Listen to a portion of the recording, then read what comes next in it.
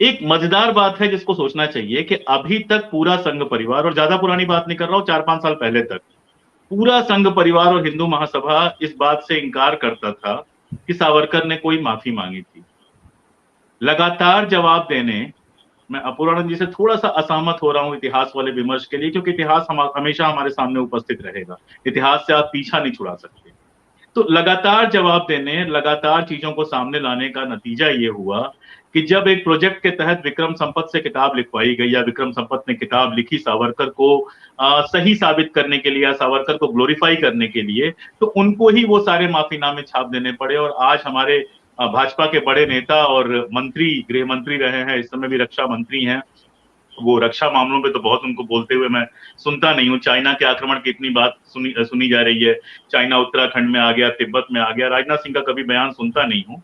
लेकिन सावरकर के मामले में आज उन्होंने ये कह दिया कि सावरकर ने माफी मांगी थी, नंबर 1 ये तो स्वीकार कर दिया। यानी आज का डेट एक हिस्टोरिक पॉइंट है, जिसके बाद ये नहीं कहा जा सकता कि सावरकर ने माफी नहीं मांगी। अब उस माफी को जस्टिफाई करने के लिए आप गांधी को ले आए कि गांधी ने कहा था। तो आज मैं ट्विटर पे काफी एक्टिव हूं, तो आज अगर आप ट्विटर पे देखेंगे और बाकी जगहों पे देखेंगे, तो सारे दुष्प्रचार के बाद वो सारे तथ्य सामने आ चुके हैं, जिससे इनके लोग भी जानते हैं कि माफी तो 1911 और 13 और 15 में मांगी गई। ये जो सलाह दी थी उनके भाई के कहने पे, और बाद में एक लेख लिखा था सावरकर ब्रदर्स के नाम से गांधी ने, वो 1920 की घटना है। 26 मई 1920 को गांधी ने ये कहा था। प्रॉब्लम ये है, जैसा कि मेरे ख्याल से अपूर्वानंद जी कह रहे थे, या प्रॉब्लम सारी की सारी ये है कि आप वो एक साइकी बनाते हो जिसमें इस माफी को जस्टिफाई ऐसे करने की कोशिश करते हो कि आजादी की लड़ाई में हिस्सा लेने के लिए उन्होंने माफी मांगी। फैक्ट ये है कि रिहा होने के बाद आजादी की लड़ाई से सिर्फ उन्होंने गद्दारी की। फैक्ट ये है कि हिंदू मुस्लिम को बांटने का जो पूरा प्रोजेक्ट था अंग्रेजों का, उसमें एक तरफ की कमान सावरकर ने संभाली। फैक्ट ये है कि कपूर कमीशन ने साफ साफ कहा कि महात्मा गांधी की हत्या के षड्यंत्र में सावरकर और उनका जो षड्यंत्रकारी समूह है, उसके षड्यंत्र के अलावा कोई और थियरी हो ही नहीं सकती। तो ये फैक्ट्स हैं, इनको बार बार कहना पड़ेगा। ठीक है, मैं भी कोई इतिहास में नहीं उलझना चाहता है, सब चाहते हैं चीजें आगे बढ़े, लेकिन हमें यह समझना पड़ेगा कि कभी जो बहसें हमने मान ली थी कि जीत ली गई हैं, हमें लगातार बार बार हमें कहना पड़ेगा उन चीजों को।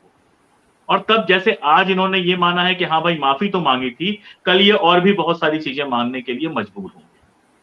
तो ये एक लड़ाई है, ये ऐसा नहीं है कि सारे लोग इसी लड़ाई को लड़े, लेकिन कुछ लोगों को तो इतिहास में भी खड़े होकर लड़ना पड़ेगा। ये जो माफीनामे हैं, इनको अगर गौर से पढ़ा जाए तो ये बेसिकली एजेंट बनने के प्रपोजल हैं। देखिए, सेकेंड वर्ल्ड वॉर के पहले, बाद और उस पूरे आजादी के दौर में बहुत सारे ऐसे लोग हैं, आप भगत सिंह के साथियों को जानते हैं, जो गिरफ्तार हुए, लाठियां पड़ी, उसके बाद डर गए, माफी मांगी और एजेंट बन गए। सावरकर के माफीनामे पढ़ते हुए बहुत साफ लगता है, पढ़ा लिखा आदमी था, अंग्रेजी बहुत अच्छी थी, बहुत साफ लगता है कि वो ये प्रपोजल दे रहा था कि आप हमको रिहा कर दीजिए और हम आपके लिए काम करेंगे। और दुर्भाग्य की बात है कि उसकी रिहाई के बाद का जो उसका पूरा जीवन है, वो इस बात की गवाही है कि उसने ब्रिटिश एजेंट की तरह काम किया। एक लाइन की बात है, रास बिहारी बोस ने माफी मांगी थी, बाहर हुए थे, भाग के जापान चले गए, जिंदगी भर लड़ते रहे, जापान में ही मर गए, आजादी नहीं देख पाए।